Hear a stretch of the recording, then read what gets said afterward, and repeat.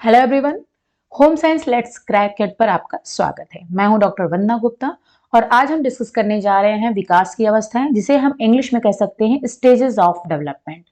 पिछले वीडियो में हमने विकास क्या होता है और वृद्धि क्या होती है और दोनों में क्या डिफरेंस है, यानी कि वृद्धि और विकास में क्या अंतर है, इसको हमने डिस्कस कर लिया था। आज हम विकास की अवस्थाएं डिस्कस करेंगे। अगर आपको इस टॉपिक के नोट्स चाहिए देन आप मेरे home science let's crack it नाम से हमारा टेलीग्राम पर चैनल है, तो उसको ज्वाइन कर सकते हो। जो भी हम यहाँ पर वीडियो में डिस्कस करते हैं वो सारे नोट्स हम टेलीग्राम चैनल पर शेयर करते हैं, तो आप वहां से उसको प्राप्त कर सकते हो। और या फिर आप इस वीडियो के नीचे जो डिस्क्रिप्शन बॉक्स है वहां पर हम अपने टेलीग्राम चैनल का लिंक भी हमने दिया हुआ है, तो वहां से भी आप क्लिक करके जो है मेरे चैनल को ज्वाइन कर सकते हो और वहां से सारे नोट्स आप ले सकते हैं। चलिए फिर स्टार्ट करते हैं विकास की अवस्थाएं, यानी कि स्टेजेस ऑफ डेवलपमेंट। तो यहां पर देखिएगा कि जो विकास की अवस्थाएं हैं इसमें अलग अलग वैज्ञानिकों ने अलग अलग तरीके से उसको क्लासिफाई किया हुआ है। विकास, जैसा कि हम पहले डिस्कस कर चुके हैं, एक लंबी और अनवरत चलने वाली प्रक्रिया है, यानी कि कभी ना खत्म होने वाली ये प्रक्रिया है। ओके, ये लंबी या फिर अनवरत चलने वाली प्रक्रिया है। एक मिनट।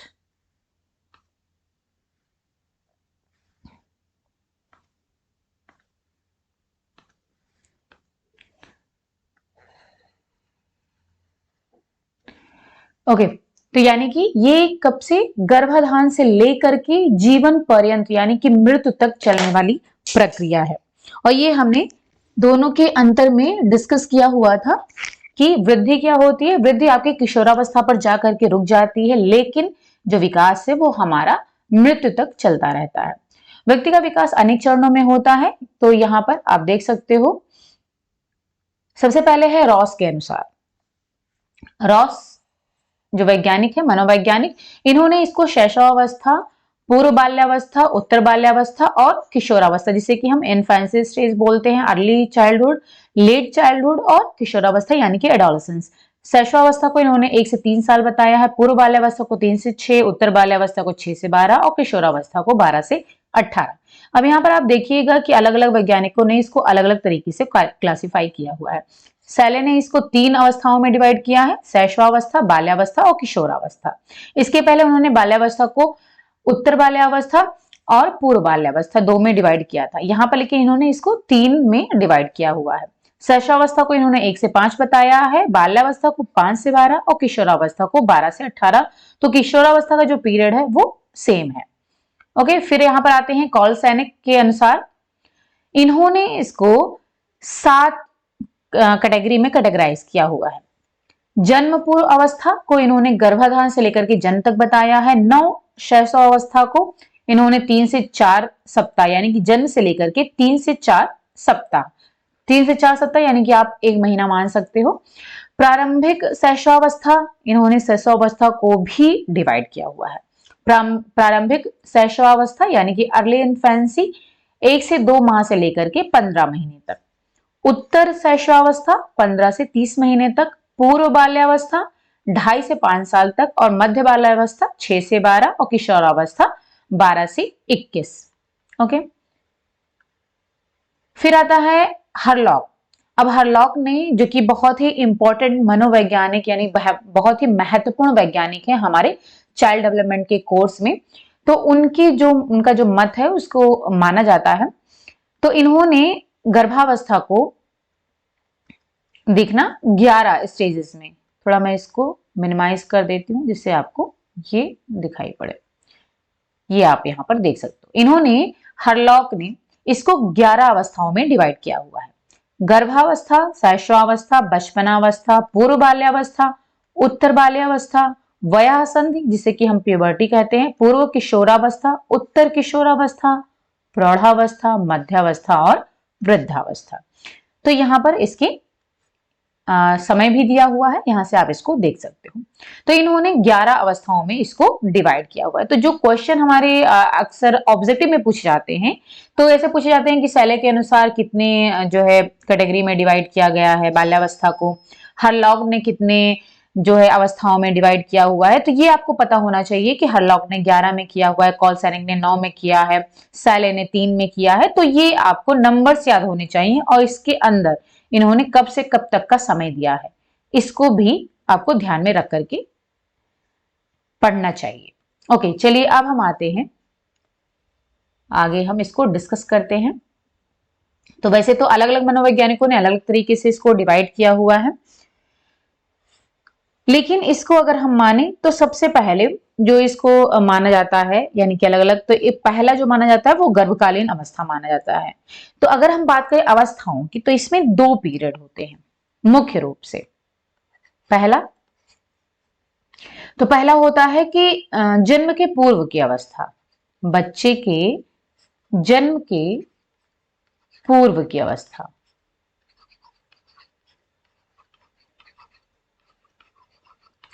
जिसे हम इंग्लिश में कह सकते हैं प्रीनेटल पीरियड।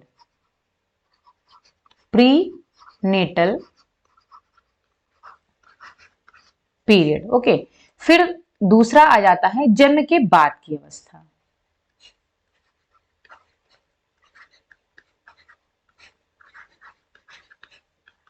जिसे हम कहेंगे पोस्ट नेटल पीरियड। ओके, तो 2 तरीके से अवस्थाओं को पहले डिवाइड किया गया। एक तो जन्म के पूर्व की अवस्था से हम प्रीनेटल पीरियड कह रहे हैं, और जन्म के बाद की अवस्था जिसे हम पोस्ट नेटल बोल रहे हैं। अब जो आता है जन्म के पूर्व की अवस्था, यानी कि जो प्रीनेटल पीरियड है, तो पहले हम उसको डिस्कस करेंगे प्रीनेटल पीरियड में। तो जो प्रीनेटल पीरियड है,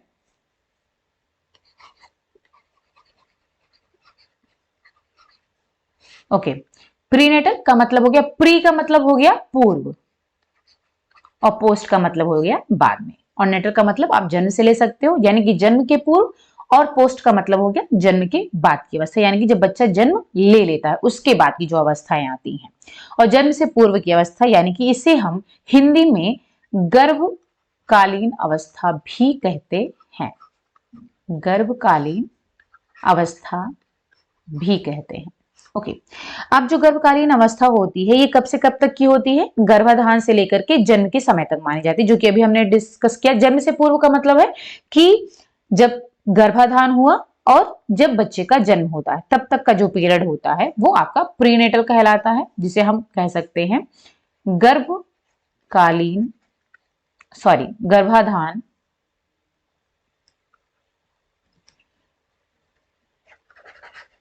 गर्भाधान से लेकर के कब तक की अवस्था? ये जन्म तक की अवस्था। ओके, तो ये हो गया हमारा प्रीनेटल पीरियड। और इस अवस्था की कुछ विशेषताएं हैं, जैसे कि जो इसमें विकास की गति होती है वो अन्य अवस्थाओं की तुलना में काफी तीव्र होती है। ओके, और इसमें जो शरीर का रचना, भार, आकार है, इसमें वृद्धि और जो आकृतियों का निर्माण भी इसी अवस्था में होता है। क्योंकि अभी क्या है, बच्चा के जो पार्ट्स हैं, यानी कि उनके जो अंग हैं, उसकी जो रचना है, बच्चे के शरीर की जो रचना है, उसका जो भार है, उसका जो आकार है, उसमें क्या हो रहा है? वृद्धि हो रही है।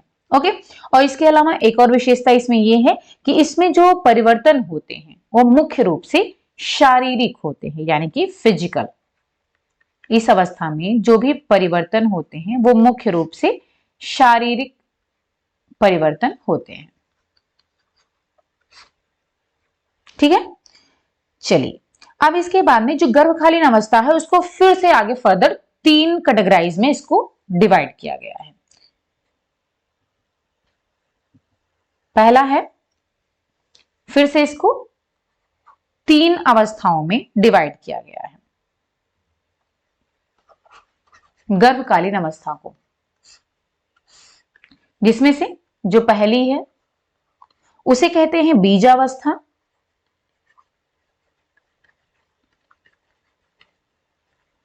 बीजावस्था, और या फिर इंग्लिश में से हम कहते हैं जर्मिनल पीरियड,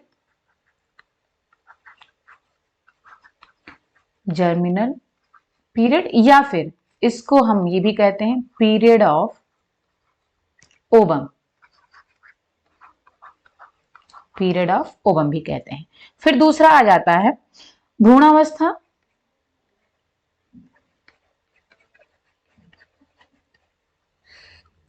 जिसे हम कहते हैं एम्ब्रियोनिक पीरियड,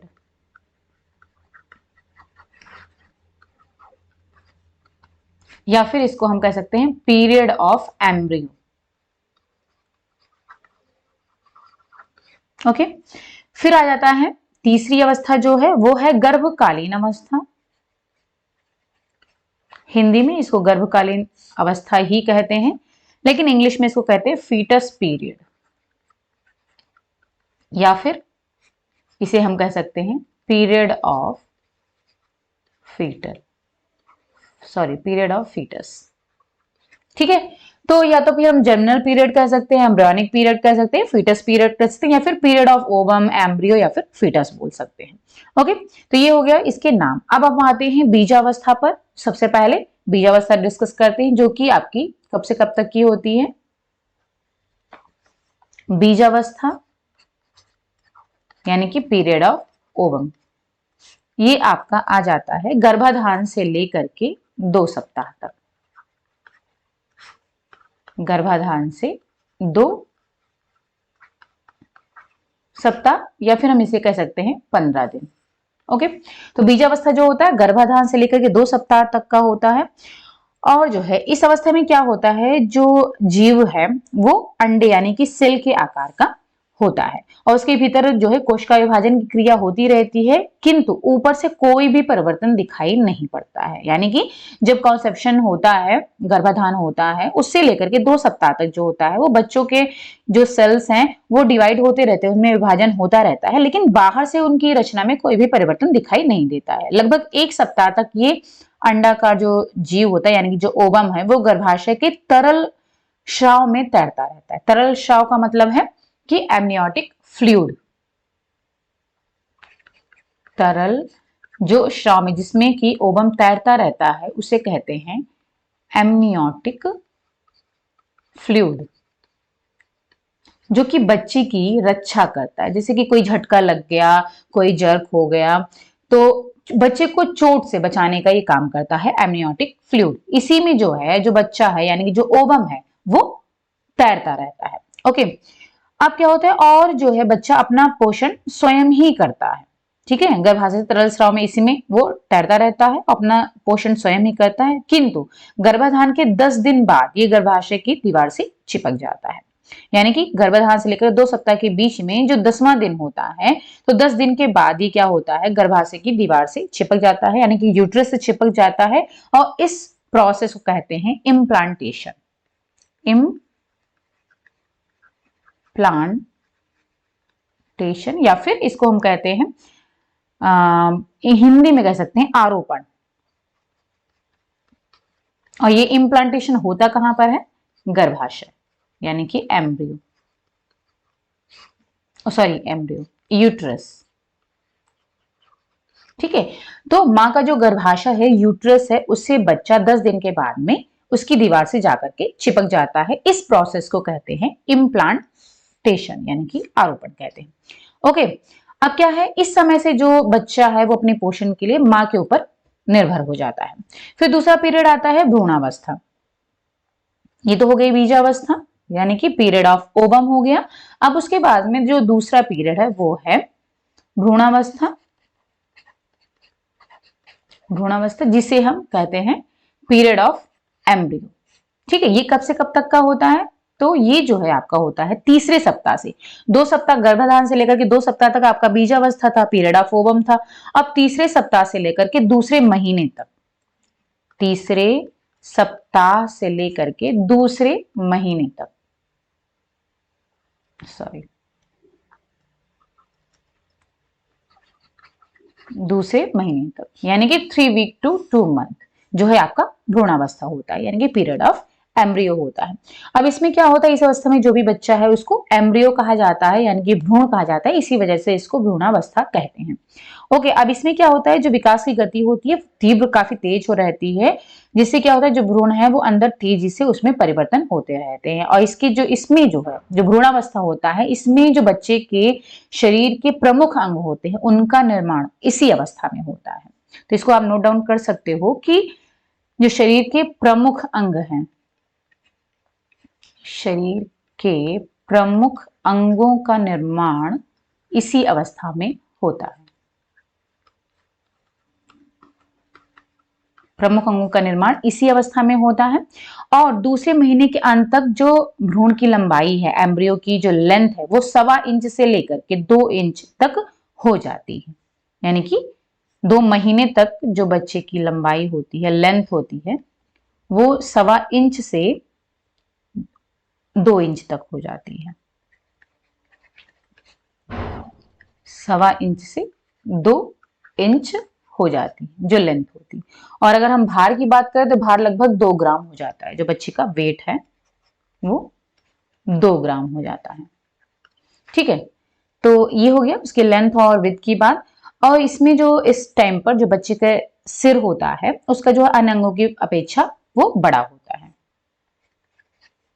जो सिर है वो बड़ा होता है, उसके अन्य अंगों के कंपैरिजन में बड़ा रहता है। और कान भी जो है सिर के काफी नीचे रहता है। और नाक के स्थान पर केवल एक छेद होता है, यानी कि नाक पूरी तरीके से अभी डेवलप नहीं हुई है, बल्कि उसकी जगह पर केवल जो है छेद होता है। और माथा काफी चौड़ा रहता है, क्योंकि सिर बड़ा होता है तो माथा भी चौड़ा रहता है और नाक की जगह पर केवल एक छेद रहता है। अब जो भ्रूण का निर्माण होता है वो भी 3 परतों में होता है। भ्रूण का जो निर्माण होता है वो 3 परतों में होता है। एक तो रहता है जिसे बाहरी परत जिसे कहते हैं एक्टोडर्म, इंग्लिश में एक्टोडर्म बोलते हैं बाहरी परत को। फिर मध्य परत होती है जिसे कहते हैं मीजोडर्म। ठीक, और जो अंदर की परत होती है उसे आंतरिक परत बोलते हैं। तीसरी परत जो होती है इसे कहते हैं एंडोडर्म।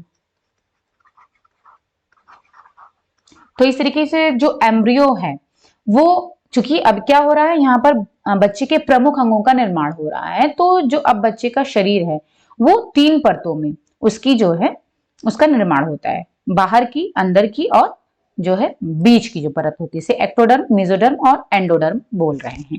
अब जो बाहर की परत है, ये वाली परत जो बाहर की परत है, उससे बच्चे का क्या होता है, जो बच्चे की स्किन है, त्वचा हो गई, उसके दांत हो गए, ठीक है, उसके बाल हो गए, और उसका जो नाड़ी मंडल है वो सब डेवलप होता है, इससे उसका विकास होता है। और जो बीच की परत है, इससे जो है बच्चे का जो त्वचा और अंदर की जो त्वचा होती है, जो आंतरिक त्वचा जिसे हम अंतः त्वचा कह सकते हैं, वो डेवलप होता है। और इसकी मांसपेशियां डेवलप होती हैं, मांसपेशियां डेवलप होती है मध्य की परत से।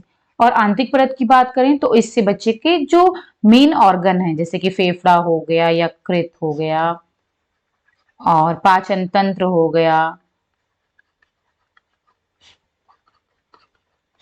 ठीक है, पाचन तंत्र, और जो आंतरिक ग्रंथियां हैं यानी कि ग्लैंड्स हैं, वो सब क्या होते हैं, उनका निर्माण होता है। तो ध्यान दीजिएगा, जो भ्रूणावस्था यानी कि पीरियड ऑफ एम्ब्रियो है, उसमें शरीर के प्रमुख अंगों का निर्माण होता है, ना कि वो अभी काम करना शुरू कर रहे हैं। ओके, तो अभी इनका क्या हो रहा है, निर्माण हो रहा है। यानी कि ये तीनों परत में डिवाइड होते हैं और तीनों परत जो है मिल करके त्वचा का निर्माण करती हैं, दांत बाल का, ये अंतः त्वचा का निर्माण करते हैं, मांसपेशियां, और आंतरिक परत जो होती है वो फेफड़ा, यकृत, पाचन तंत्र और ग्रंथियों का निर्माण करते हैं। ठीक है, अब इसके बाद में आपकी जो तीसरी अवस्था आती है, तीसरी अवस्था भ्रूणावस्था हो गई, पीरियड ऑफ एम्ब्रियो हो गया। अब जो तीसरी अवस्था है जिसे हम क्या कह रहे हैं, गर्भकालीन अवस्था,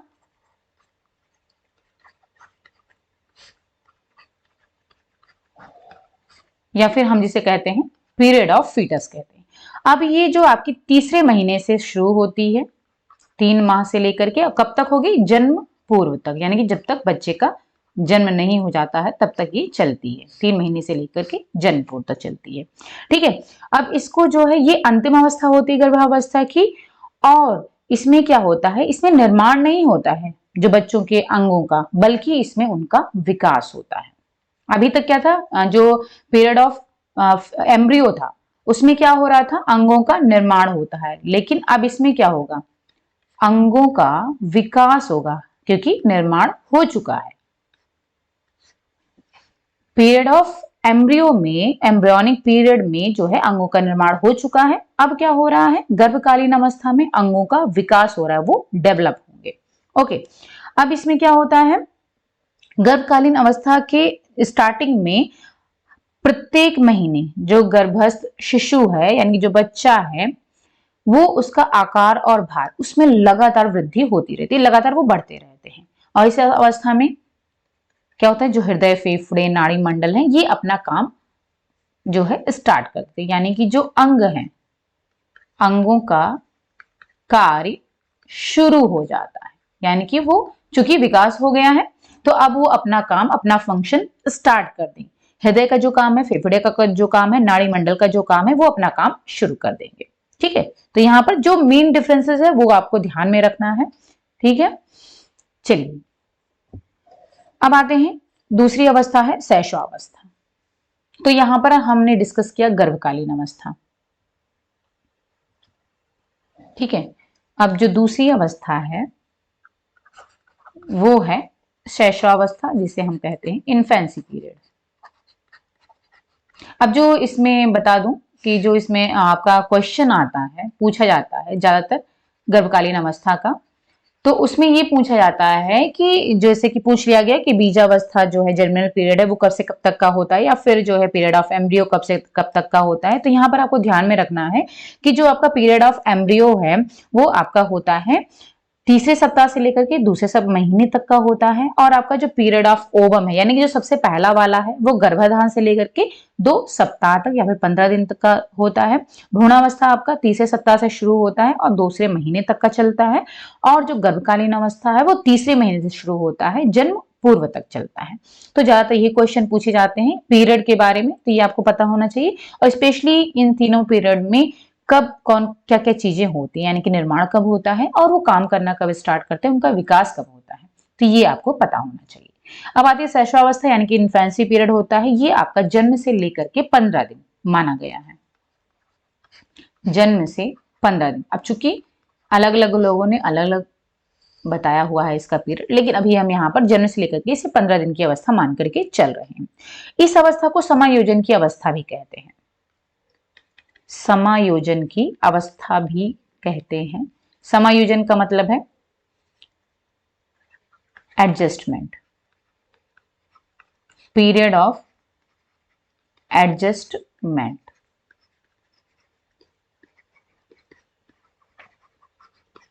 ओके, अब समायोजन की अवस्था कहते क्यों है, क्योंकि चूंकि बच्चा अभी तक क्या था, मां के गर्भ के अंदर था, और जब उसका जन्म होता है तो जब वो बाहर आता है तो हर एक व्यक्ति से अननोन होता है, सब कोई उसके लिए जो है अनजान व्यक्ति के जैसा होता है। तो इस समय शिशु जो बच्चा है वो स्वयं को नए वातावरण के साथ एडजस्ट कर रहा होता है, उसका करने का प्रयास करता है। इसी वजह से इसको पीरियड ऑफ एडजस्टमेंट कहते हैं। और इस टाइम पर बच्चे की देखभाल बहुत ज्यादा जरूरी होती है, क्योंकि अगर इसकी देखभाल नहीं की गई तो उसे रोग लगने की चांसेस बहुत ज्यादा होते हैं, इन्फेक्शन होने के चांसेस बहुत ज्यादा होते हैं। फिर इसके बाद में दूसरा पीरियड आता है बचपनावस्था, या फिर जिसे हम कह सकते हैं बेबीहुड। बचपनावस्था, इसको हम आगे डिटेल में डिस्कस करेंगे, इसकी जो डेवलपमेंटल टास्क हैं और जो अदर चीजें हैं, इसकी विशेषताएं हैं, वो सब हम डिटेल में आगे डिस्कस करेंगे। ठीक है, अब जो बचपनावस्था यानी कि बेबीहुड है, उसको माना गया है ये इसकी तीसरी अवस्था होती है, और ये 2 सप्ताह से लेकर के 2 वर्ष तक चलती है। 2 सप्ताह यानी कि 15 दिन कह सकते हो आप। यहाँ 15 दिन पर ये खत्म होती है, तो यहां से स्टार्ट हो जाती है, यानी कि 2 सप्ताह से कब तक चलती है, 2 साल तक। ठीक है, तो ये हो गया बचपनावस्था। और ये अवस्था दूसरों पर निर्भर होने की अवस्था होती है, यानी कि बच्चा जन्म ले लिया, अभी भी 2 साल तक बच्चे क्या होते हैं, दूसरों पर ही निर्भर होते हैं, क्योंकि बहुत छोटे होते हैं, अभी शारीरिक रूप से भी जो वो इतने ज्यादा मतलब कैपेबल नहीं हो पाते हैं कि वो अपना काम स्वयं कर सके। तो इस वजह से उन्हें अपने नीड के लिए दूसरों के ऊपर ही निर्भर रहना पड़ता है। और लेकिन इस अवस्था के अंत तक जो है वो अपनी मांसपेशियों पर नियंत्रण करना सीख जाते हैं, यानी कि 2 साल का जो बच्चा होता है वो अपने मसल्स पर कंट्रोल करना सीख जाता है, और खुद चलने लगता है, बोलने लगता है, और भोजन भी स्वयं करने लगता है 2 साल तक। यानी कि अब बहुत प्रॉपर तरीके से नहीं कह सकते, लेकिन 2 साल का जो बच्चा होता है अपने हाथों से खाना शुरू कर देता है। लेकिन इस अवस्था में जो बच्चा होता है वो स्व केंद्रित होता है, यानी कि सेल्फ सेंटर्ड होता है, स्व केंद्रित होता है, ठीक, जिसे हम कहते हैं सेल्फ सेंटर्ड, या फिर आप कह सकते हो कि सेल्फिश, यानी कि जो बच्चा है स्व केंद्रित का मतलब होता है कि उसका जो अपना पॉइंट ऑफ व्यू है वो समझता है कि वही बेस्ट है, और वो और उसे किसी और की बातों से कोई मतलब नहीं होता, यानी कि उसका वो जो कह रहा है वही सही है, वही सत्य है, ठीक है। और वो प्रत्येक वस्तु, जैसे चाहे माता पिता हो गया, खिलौना हो गया, जो भी उसके पास आसपास की वस्तुएं हैं, उन सब पर वो अपना अधिकार समझता है, सिर्फ और सिर्फ अपना अधिकार, जिसे हम कह सकते हैं एकाधिकार,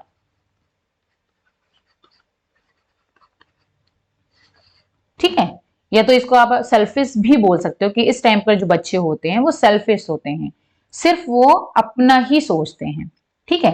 यानी कि वो अपना अधिकार हर एक व्यक्ति पर, हर एक वस्तु पर अपना अधिकार समझते हैं, और यदि इस समय उनकी इस एकाधिकार, यानी कि जो इनका एटीट्यूड है उसको अगर चेंज करने की प्रयास किया जाता है, ट्राई करते हैं, तो बच्चे जिद्दी हो जाते हैं और उसके संपूर्ण व्यवहार और क्रियाकलाप में अभी नैतिकता नहीं होती, यानी कि जो बच्चा अब इस टाइम पर जैसा बिहेवियर उसका होता है उसमें नैतिकता, मॉरलिटी बिल्कुल भी नहीं होती है, क्योंकि वो बच्चा छोटा, उसे क्या पता क्या सही है क्या गलत है।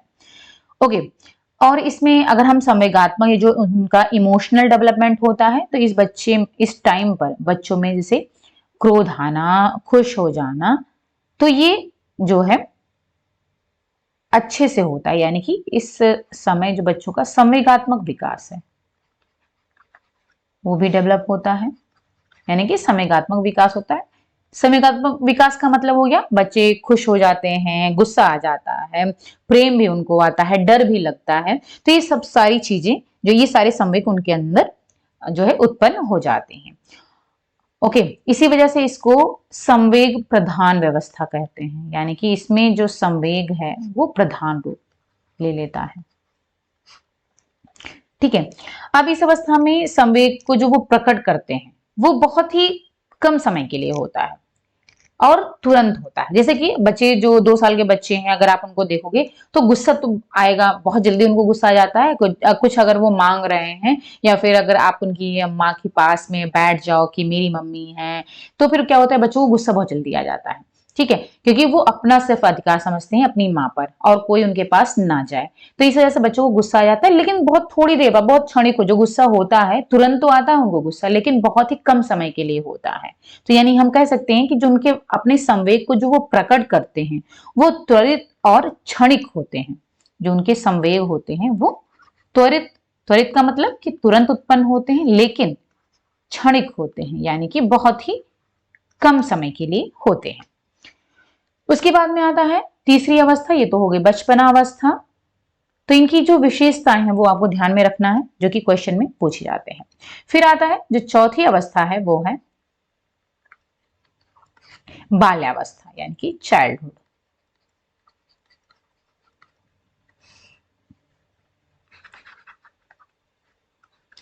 अब चाइल्डहुड को किसी ने सिर्फ चाइल्डहुड ही कहा है, या फिर इसको भी डिवाइड किया हुआ है।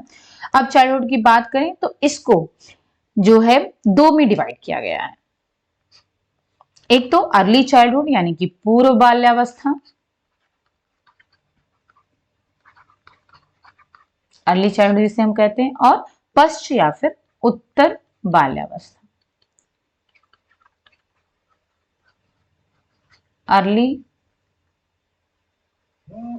चाइल्डहुड और लेट चाइल्डहुड।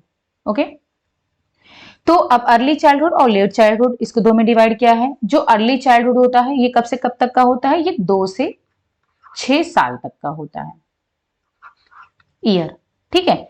और जो उत्तर बाल्यावस्था ये कब से कब तक का होता है, 7 से 12 साल तक का होता है।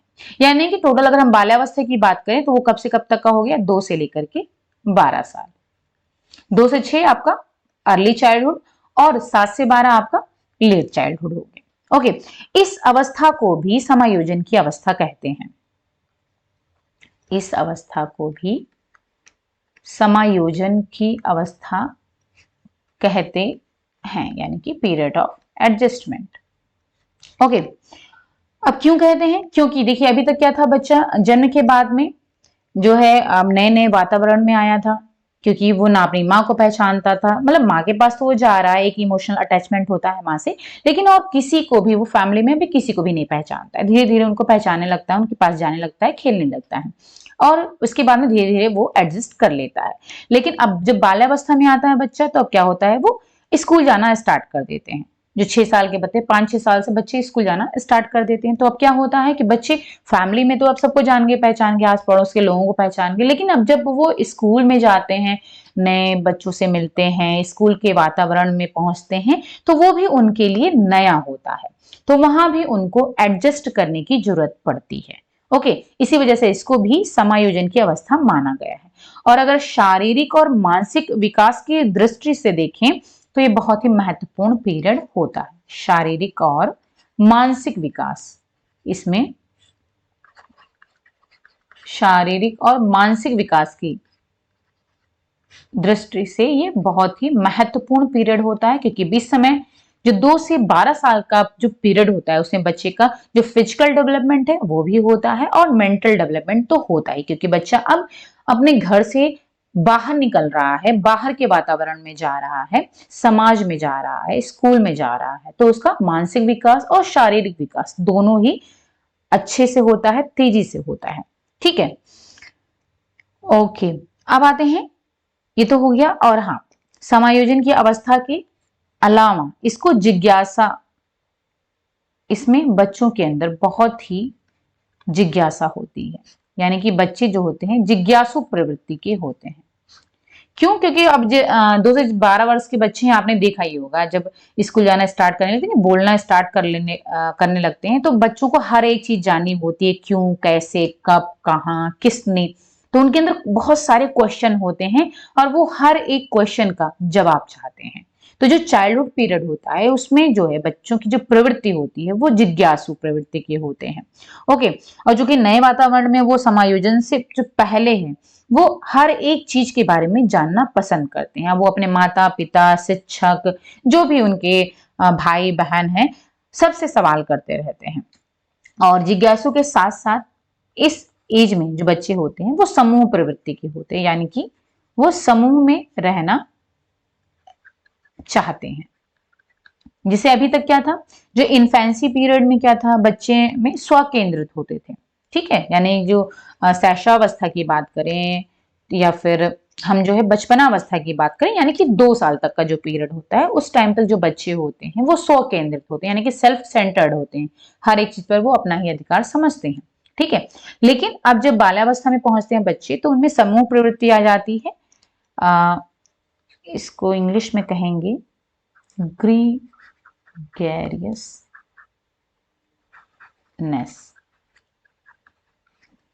ओके, तो इसको जो चाइल्डहुड पीरियड है, उसको गैंग एज भी बोला जाता है। ओके, क्योंकि गैंग एज का मतलब है कि जो बच्चे होते हैं वो समूह में, उनका अपना गैंग होता है, यानी कि वो अपने जो एज ग्रुप हैं, अपने जेंडर के बच्चों, जैसे लड़के हैं तो लड़कों के साथ में ज्यादा रहना पसंद करेंगे अपने एज ग्रुप के, जो लड़कियां हैं वो अपने एज ग्रुप के साथ में रहना पसंद करती हैं। ठीक है, तो गैंग में वो रहते हैं, इस वजह से इसको गैंग एज कहते हैं। अब इनमें जो उनका स्व केंद्रित वाली भावना थी, वो नहीं रहती, खत्म हो जाती, बल्कि वो अपने खेल के जो साथी हैं, जो फ्रेंड्स हैं, उनके साथ में रहना ज्यादा पसंद करते हैं। और अगर हम सोशल की दृष्टि से देखें, सामाजिक रूप से, तो जो इनमें क्या होता है, अब इस टाइम पर जो बच्चों के अंदर सामाजिकता होता है, वो जो है बहुत महत्वपूर्ण होती है, यानी कि अब वो समाज में आते हैं, लोगों को, अपने दोस्तों के साथ में रहते हैं, खेलते हैं, तो उनके अंदर बहुत सारे गुणों का विकास होता है, उनका अनुकरण करते हैं, और एक दूसरे का सहयोग करते हैं, उनके अंदर सहानुभूति की भावना आती है, और मॉरलिटी भी अब डेवलप हो रही है। अभी तो क्या था, बचपन अवस्था में उनके अंदर कोई भी नैतिकता की भावना नहीं थी, लेकिन अब क्या होता है, उनके अंदर नैतिकता की जो भावना है वो डेवलप हो रही है, क्योंकि वो अब घर से बाहर हो रहे हैं, तो उनके अंदर क्या हो रहा है, नैतिकता का विकास हो रहा है, या फिर आप कह सकते हो सामाजिक विकास शुरू हो जाता है। ठीक है, तो इस तरीके से उनके अंदर सकारात्मक पॉजिटिव जो क्वालिटीज है, पॉजिटिव जो क्वालिटीज यानी कि सकारात्मक जो गुण है वो उनका विकास होता है। ठीक है, और इसके साथ साथ में उनके अंदर नकारात्मक गुण भी आते हैं, यानी निगेटिव जो क्वालिटीज हैं वो भी आती है, जैसे कि लड़ाई करना, झगड़ा करना, मारपीट, बहुत ज्यादा एग्रेसिव हो जाना। तो ये सब चीजें भी उनके अंदर, यानी कि पॉजिटिव और निगेटिव दोनों ही डेवलपमेंट उनके अंदर होते हैं। अब ये होता है कि अगर बच्चों के अंदर निगेटिव क्वालिटीज डेवलप हो रही हैं तो उनके समस्याओं को जान करके उसके पीछे क्या रीजन है उसको जान करके उसको सुधारा जा सकता है और बच्चों को पॉजिटिव वे में लाया जा सकता है। ओके, तो इस तरीके से उनकी जो भी प्रॉब्लम्स है उनको अगर हल करने का तरीका जो है सिखा दिया जाए, बता दिया जाए, तो धीरे धीरे वो अपने जो प्रॉब्लम्स हैं, समस्याएं हैं, उनको सॉल्व करने लगते हैं। ठीक है, उनको सॉल्व करने का तरीका सीख जाते हैं। इस तरीके से जब वो किशोरावस्था में जाते हैं तो उनके लिए जो ये बाल्यावस्था है वो एक बेस यानी कि आधार का काम करती है, क्योंकि वो अपनी समस्याओं से खुद जो है निपट सकते हैं। फिर आता है 5वां स्टेज है प्यूबर्टी।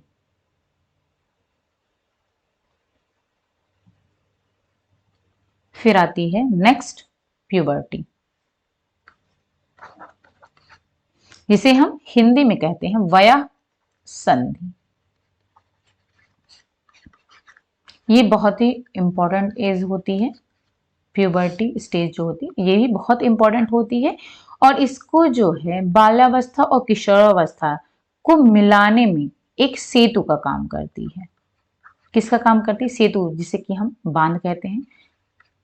तो ये बाल्यावस्था और किशोरावस्था के बीच में एक सेतु का काम करती है, इसी वजह से इसको ट्रांजिशन पीरियड भी बोलते हैं। ठीक है, दोनों के बीच में, दोनों को बांधे रखने का काम करती है, क्योंकि सेतु पुल का काम क्या होता है? दो चीजों को बांधने का। ठीक है, सड़क के बीच में क्या होता है? पुल होते हैं, तो वो दोनों को बांधने का काम करती है। उसी तरीके से बाल्यावस्था और किशोरावस्था के बीच में एक सेतु का यानी कि पुल का काम करती है, और ये बहुत ही कम समय के लिए होती है। लेकिन अगर शारीरिक विकास की यानी कि फिजिकल डेवलपमेंट देखें इस एज में तो बहुत ही महत्वपूर्ण होता है। फिजिकल डेवलपमेंट के यानी कि शारीरिक विकास इसमें बहुत तेजी से होता है। तो इस शारीरिक विकास की दृष्टि से ये बहुत ही महत्वपूर्ण एज होती है। और इस अवस्था में क्या होता है? कुछ भाग जो बाल्यावस्था किशोरावस्था के जुड़े हुए थे, जैसे कि अभी हमने बताया, लेकिन इसमें जो प्रमुख विशेषता इस एज, इस पीरियड की है वो है यौन अंगों की परिपक्वता, यानी कि जो भी उनके सेक्सुअल ऑर्गन्स हैं वो मैच्योर होते हैं इस एज में। और इतनी तेजी से उनके जो सेक्सुअल ऑर्गन्स हैं उनमें इतनी तेजी से चेंजेस आते हैं कि बच्चे समझ नहीं पाते हैं। ठीक है, तो इस वजह से बहुत ही वो कंफ्यूज रहते हैं, डर भी रहता है उनके अंदर कि आखिर उनके साथ, उनके शरीर के साथ में हो क्या रहा है, क्योंकि अब ये जो इस एज में डेवलपमेंट बहुत तेजी से होता है। ओके, और जो उनके अंदर सेक्सुअल डिजायर है, जिसे कि हम काम शक्ति कह सकते हैं, सेक्सुअल पावर, सेक्सुअल डिजायर है, वो भी उत्पन्न हो जाता है, यानी कि एक अदर सेक्स के प्रति जो उनका अट्रैक्शन है वो भी होने जाता है, यानी कि मेल का फीमेल के प्रति और फीमेल का मेल के प्रति जो है अट्रैक्शन यानी कि आकर्षण भी होने लगता है। अब अभी तक क्या था? बाल्यावस्था में बच्चे क्या थे? अपने ही एज ग्रुप के और अपने ही जेंडर के बच्चों के साथ के ग्रुप में रहते थे, यानी कि लड़के लड़कों के साथ ग्रुप में रहते थे और लड़कियां लड़कियों के ग्रुप में रहती थी। लेकिन अब क्या होता है, जब प्यूबर्टी एज में पहुंचते हैं बच्चे, यानी कि हम कह सकते हैं जब वो 13 साल पर पहुंचते, 13 से जो ये एज है, यानी कि जो 13 से 15-16 तक की जो एज होती है, तो इसमें क्या होता है, बच्चे अपोजिट सेक्स के प्रति अट्रैक्ट होते हैं। ओके, तो इसी वजह से उनमें क्यों ऐसा हो रहा है? क्योंकि उनके जो सेक्सुअल ऑर्गन थे वो परिपक्व हो रहे हैं, मैच्योर हो रहे हैं, उनमें जो सेक्सुअल डिजायर है वो भी उत्पन्न हो रही है। तो ये इसकी मुख्य विशेषता है। और इस अवस्था में क्या होता है? अच्छा, इसमें जो इसकी अवस्था है, तो अगर गर्ल्स की बात करें, बालिकाओं की, तो गर्ल्स में जो प्यूबर्टी एज होती है वो आपकी 11 से लेकर के 13 साल तक की होती है, 11 से 13 साल। और बॉयज की अगर हम बात करें तो इनमें जो है 12 से लेकर के 13 साल होती है। तो आप यहाँ पर देखोगे कि लड़कियों में पहले आता है, यानी कि लड़कियों के जो ऑर्गन्स हैं वो पहले मैच्योर होते, परिपक्व होते हैं। इसी वजह से आपने देखा होगा जो लड़कियां हैं, गर्ल्स हैं, वो लड़कों से पहले मैच्योर हो जाती हैं। ओके, जबकि लड़के बाद में होते हैं। तो ये 11 से 13, 12 से 13 इनमें होता है ये। अब इस अवस्था में शारीरिक विकास की वजह से तो ये महत्वपूर्ण है ही, लेकिन इससे मानसिक विकास भी बहुत तेजी से होता है। ठीक है, और चूंकि यौन अंग जो है उनके वो डेवलप हो रहे हैं, मैच्योर हो रहे हैं, और बहुत सारे परिवर्तन, आंतरिक परिवर्तन और बाह्य परिवर्तन भी हो रहे हैं। तो इस वजह से जो बच्चे हैं, चाहे वो गर्ल्स हों चाहे वो बॉयज हों, उनके जो इमोशंस हैं वो उस पर जो है कंट्रोल नहीं कर पाते हैं, बहुत ही विचलित हो जाते हैं।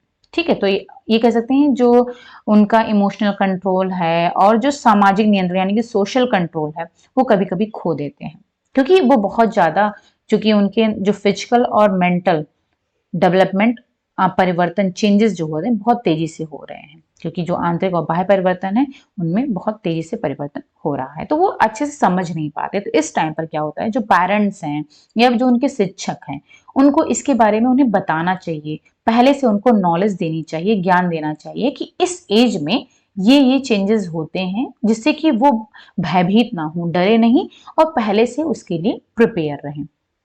फिर आता है किशोरावस्था, जो 6th स्टेज है।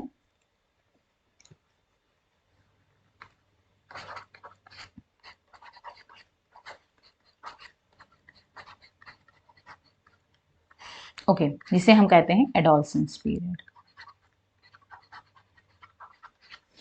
अब जो एडोलसेंस पीरियड है वो आपकी होती है, ये बाल्यावस्था की अंतिम अवस्था, ये कह सकते हैं कि यानी यहाँ पर किशोरावस्था पर आकर के जो वृद्धि है वो रुक जाती है। किशोरावस्था जैसे ही कंप्लीट होता है, अब विकास की जितनी भी अवस्था है उनमें उन सभी में किशोरावस्था का एक अलग ही महत्व होता है, मतलब अलग ही इंपॉर्टेंस होता है। और ये जो है 13 साल से शुरू हो करके ये आपकी कब तक चलती है, 21 साल तक चलती है।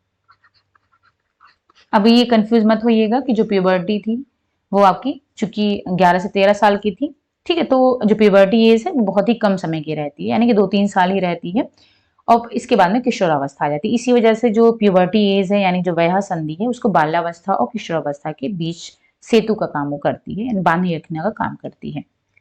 तो जो किशोरावस्था है ये आपकी 13 से 21 साल तक की होती है, और इसमें भी क्या होता है कि अब चूंकि इस एज में जाकर के बच्चा पूर्ण रूप से परिपक्व हो जाता है। इसको भी फर्दर 2 में डिवाइड किया गया है। एक तो आपका है पूर्व किशोरावस्था, पूर्व किशोरावस्था, जैसे बाल्यावस्था को डिवाइड किया गया था वैसे ही इसको भी पूर्व और पश्च या फिर उत्तर किशोरावस्था। Early adolescence and let adolescence. पूर्व इसकी जो एज है वो 13 से 16 साल है, और उत्तर की जो है वो 17 से 21, यानी कि टोटल जो हमने यहाँ पर देखा 13 से 21 साल। ओके, तो 13 से 16 पूर्व और 17 से 21 आपकी उत्तर, यानी कि लेट एडोलसेंस हो गया। और इस अवस्था को वैज्ञानिकों ने क्या कहा है, स्वर्णिम अवस्था कहा है। इसको क्या कहा है, स्वर्णिम अवस्था, यानी कि गोल्डन पीरियड कहा है, गोल्डन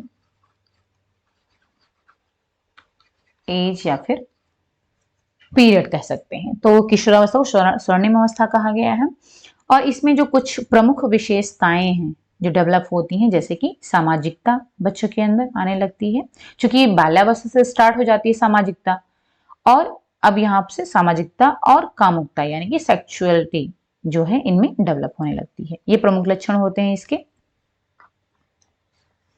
प्रमुख जो विशेषता है इसकी क्या है, सामाजिकता और कामुकता, क्योंकि अब जो उनके सेक्सुअल ऑर्गन्स थे वो डेवलप हो चुके हैं, तो इस वजह से अब उनके अंदर जो है डिजायर्स उत्पन्न होते हैं और सामाजिकता भी आ रही है। अब लेकिन इस टाइम पर जो किशोरावस्था है, इस टाइम पर भी जो शारीरिक और मानसिक बहुत सारे चेंजेस होते हैं उनके अंदर, जैसा कि आपने देखा ही है 2-3 साल का पीरियड था आपका प्यूबर्टी का, तो वो जो है जो डेवलपमेंट हो रहे थे परिवर्तन वो चल रहे हैं अभी किशोरावस्था तक चलते रहते हैं, क्योंकि किशोरावस्था जैसे खत्म होती है तब तक बच्चे पूर्ण तरीके से परिपक्व हो जाते हैं। तो जो ये 13 से 21 साल का पीरियड है उस टाइम पर क्या है चेंजेस बहुत तेजी से होते रहते हैं। तो इस वजह से जो बच्चे होते हैं उनमें बहुत सारा शारीरिक और मानसिक तनाव होता है, उनके अंदर बहुत सारी उथल-पुथल भरी होती है, कैसे हो रहा है, ये क्यों हो रहा है, कब हो रहा है, बहुत सारे उनके अंदर क्वेश्चंस होते हैं, तो इस वजह से बहुत ज़्यादा वो परेशान होते हैं। इस एज को जो स्टैनले हॉल वैज्ञानिक हैं, मनोवैज्ञानिक, उन्होंने इसी वजह से इस स्टेज को क्या बोला है, इस अवस्था को तनाव और तूफान की अवस्था कहा है। तनाव और तूफान की अवस्था कहा है, क्योंकि इस टाइम पर बच्चों में शारीरिक और मानसिक तनाव बहुत ज्यादा होता है, और चूंकि इतने सारे चेंजेस शारीरिक और मानसिक दोनों चेंजेस होते रहते हैं, तो उनके अंदर बहुत सारी जो है क्वेश्चंस होते हैं, बहुत सारी उथल पुथल होती रहती है। इसी वजह से इसको तनाव एवं तूफान की अवस्था भी कहा गया है। किसके द्वारा कहा गया है? स्टैनले हॉल के द्वारा कहा गया है। ओके।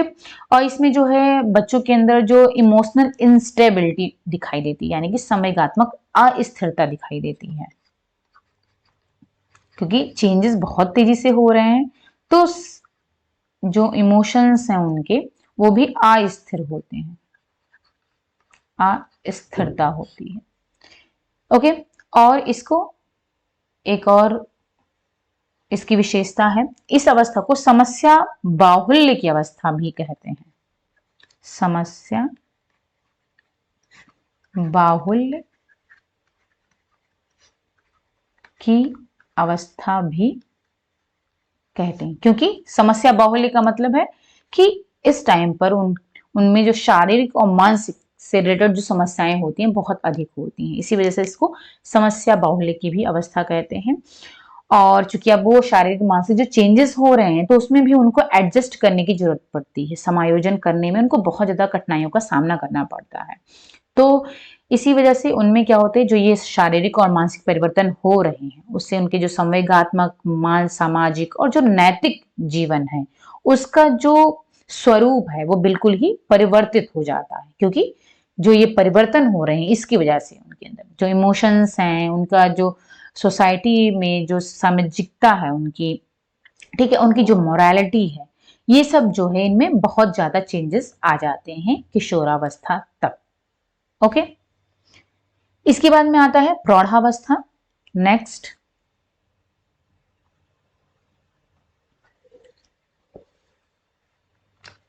है प्रौढ़ावस्था यानी कि एडल्टहुड।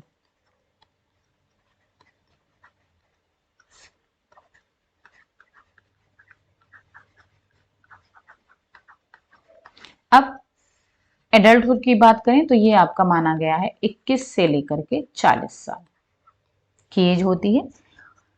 ओके। इसको प्रौढ़ावस्था कहते हैं। और इसमें क्या होता है, प्रौढ़ावस्था में चूंकि अब बच्चा 21 साल तक क्या होता है कि जो किशोरावस्था में बच्चे रहते हैं उस टाइम पर जो है तैयारी करते रहते हैं, जॉब के लिए पढ़ाई होती रहती है, ठीक है। तो इस टाइम पर क्या होता है कि अब जब 21 साल में वो पहुंचते हैं, 21 से 40 साल की अवस्था होती है, तो ये एज जो होती है उनके अंदर उनके लिए कर्तव्य और उनको उत्तरदायित्व निभाना पड़ता है। यानी कि अब क्या है, उनकी पढ़ाई लिखाई कंप्लीट हो जाती है, अब उन्हें जॉब की जरूरत पड़ती है, अपना कैरियर स्टैब्लिश करना होता है, ठीक है, उनके जीवन के जो लक्ष्य होते हैं उनको प्राप्त करना होता है, तो इसके लिए वो लग जाते हैं, जो भी उनका लक्ष्य है उसको प्राप्त करने में लग जाते हैं।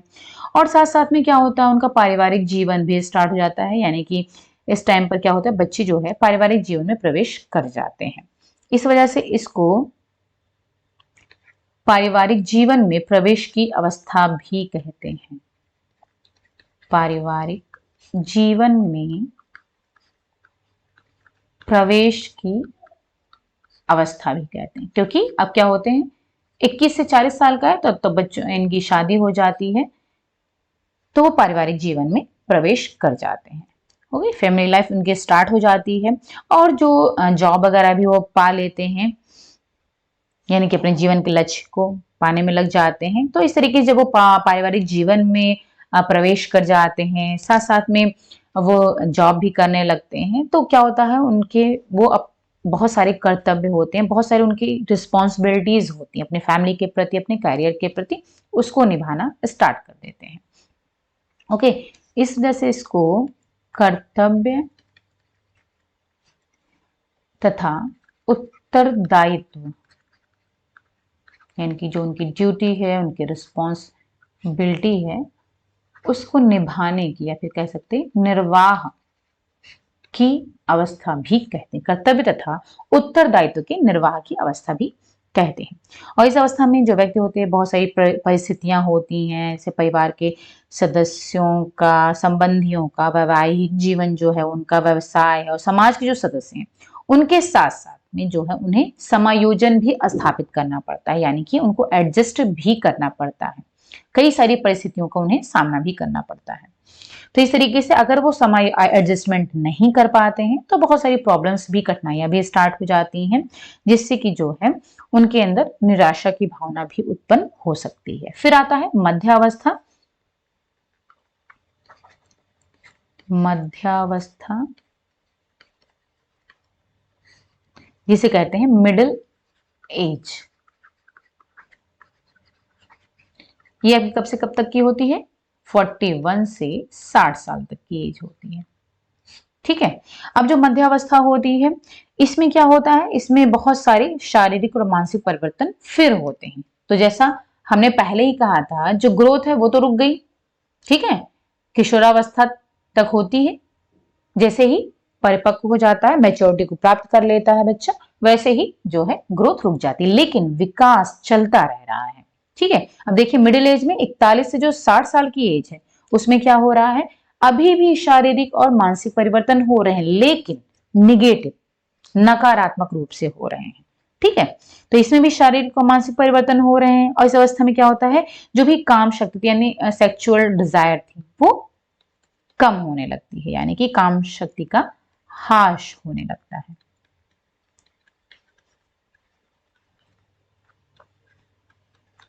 ह्रास यानी कि वो अब घट रही है। और इससे क्या होता है, जो व्यक्ति है उसकी जो इंटरेस्ट है, रुचियां हैं, वो भी बदलने लगती हैं। और इस समय व्यक्ति जो है सुख, शांति और प्रतिष्ठा से जीने की कामना करता है। यानी कि अब जो 41 से 60 की एज होती है उसमें क्या होता है कि अब जो भी व्यक्ति है वो चाहेगा कि वो शांतिपूर्वक अपना जीवन व्यतीत करे। ओके, और अब इसमें क्या होता है, जो इसमें अगर जो 41 से 60 साल की एज होती है, इसमें अगर जो व्यक्ति है वो उसका अपनी संतान के साथ समायोजन नहीं होता है, क्योंकि क्या होता है कि जो संतान है और जो मिडिल एज ग्रुप का व्यक्ति है, दोनों के विचारों में काफी डिफरेंस होता है, क्योंकि आयु का डिफरेंस होता है, एज का डिफरेंस होता है, तो उनके विचारों में, सोचने के तरीकों में और उनका जो एटीट्यूड है, मनोवृत्तियां हैं, उनमें बहुत ज्यादा डिफरेंस होता है। तो इसकी वजह से क्या होता है कि उनको एडजस्ट करने में, एक साथ उनका समायोजन करने में अपने बच्चों के साथ में बहुत ही कठिनाइयों का सामना करना पड़ता है। अगर ये समायोजन सही तरीके से हो जाता है तब तो परिवार अच्छे से चलता है, अगर ये एडजस्टमेंट नहीं हो पाता है तो परिवार बिखर जाता है। ओके, और जो फिर उसके बाद में जो नेक्स्ट पीरियड आता है वृद्धावस्था की, वो फिर अच्छे से नहीं करती है, उसमें बहुत सारी कठिनाइयां आ जाती हैं। ओके, तो इस टाइम पर हम ये कह सकते हैं कि इस टाइम पर जो समायोजन में कठिनाई आती है उन्हें, क्योंकि क्या होता है, एज का डिफरेंस है, विचारों का डिफरेंस है, सोचने के तरीकों में डिफरेंस होता है। फिर आता है जो लास्ट पीरियड है वो है वृद्धावस्था।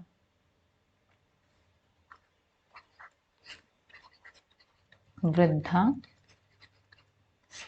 यानी कि ओल्ड एज। अब ये कब से कब तक का है, तो ये जीवन की अंतिम अवस्था होती है और ये 60 साल से शुरू होती है और कब तक, जीवन के अंतिम समय यानी कि मृत्यु तक ये चलती रहती है।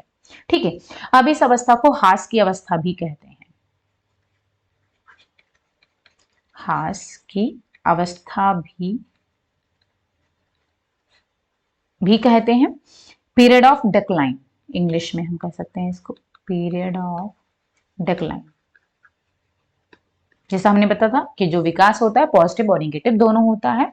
ठीक है, तो किशोरावस्था तक तो पॉजिटिव वे में चलता है, लेकिन इसके बाद क्या कह सकते हैं हम कि मिडिल एज और ओल्ड एज तक आते आते जो है इसमें डिक्लाइन होने लगता है। ओके, अब इस समय क्या होता है, जो उनकी शारीरिक और मानसिक क्षमताएं थी वो भी कम होने लगती है, उनका भी हाश की अवस्था क्यों कह रहे हैं, क्योंकि उनकी जो शारीरिक और मानसिक क्षमता थी वो घटने लगती है।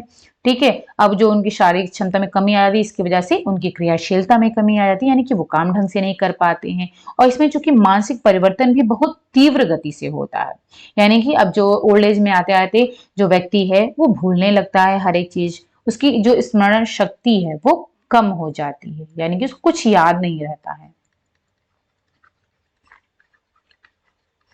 ठीक है, और क्या होता है, इसमें जो समायोजन समस्या होती है बहुत ज्यादा होती है वृद्ध व्यक्तियों के लिए। जैसा हमने बताया कि अगर पहले वो मिडिल एज में एडजस्टमेंट हो जाता है तो कोई दिक्कत नहीं होती, लेकिन अगर वहां पर वो एडजस्ट नहीं कर पाता है तो उन्हें एडजस्टमेंट में बहुत ज्यादा समस्या उत्पन्न हो जाती है।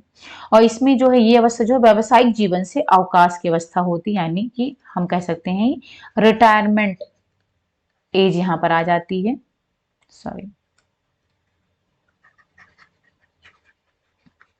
ये रिटायरमेंट पीरियड आ जाता है, क्योंकि इस एज तक 60 के बाद जो है रिटायर हो जाते हैं।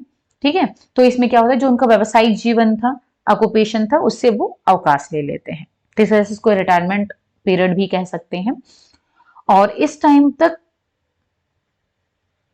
जो व्यक्ति है, अगर अब क्या होता है, उसे अकेला फील होने लगता है, उसे दूसरों पर वो अपने आप को बोझ समझने लगता है, तो इस तरीके से उसके अंदर क्या होता है, बहुत ज्यादा मानसिक तनाव आने लगता है, जिससे कि वो जिद्दी और क्रोधी हो जाते हैं, और इस तरीके से वो अपने परिवार के साथ जो है एडजस्ट नहीं कर पाते, बहुत ज्यादा कठिनाई आ जाती है। लेकिन इसके अपोजिट भी है, अगर वो एडजस्ट कर पाते हैं, यानी कि बहुत अच्छे तरीके से अगर फैमिली वाले उनकी देखभाल कर रहे हैं, उनको हर एक चीज टाइम पर ला करके दे रहे हैं, तो क्या मतलब कि उनको ये नहीं, अकेला नहीं फील होने देते हैं, और साथ साथ में जो है उनको उनकी हर एक डिमांड को पूरी करते रहते हैं, तो जो है उनको जो है ऐसा फील नहीं होता है कि वो उनके ऊपर बोझ है।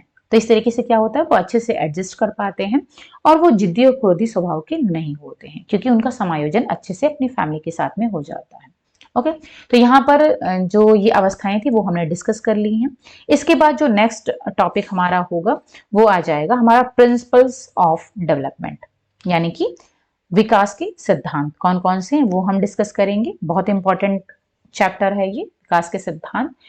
ओके, तो अगर आपको ये वीडियो पसंद आया हो तो लाइक जरूर करें। आप देखते हो आपके व्यूज तो ज्यादा आते हैं लेकिन लाइक्स कम होते हैं, तो अगर आपको पसंद आ रहा है हमारा वीडियो, थोड़ा सा भी पसंद आ रहा है, तो लाइक बटन पर जरूर क्लिक करें, और अगर अभी तक सब्सक्राइब नहीं किया है तो सब्सक्राइब जरूर कर लें। ओके, और हमारे टेलीग्राम चैनल को भी ज्वाइन कर लें, जिससे कि आपको सारे नोट्स वहां से प्राप्त होते रहें। ओके, फिर मिलते हैं नेक्स्ट वीडियो में। Thank you so much, bye bye and take care.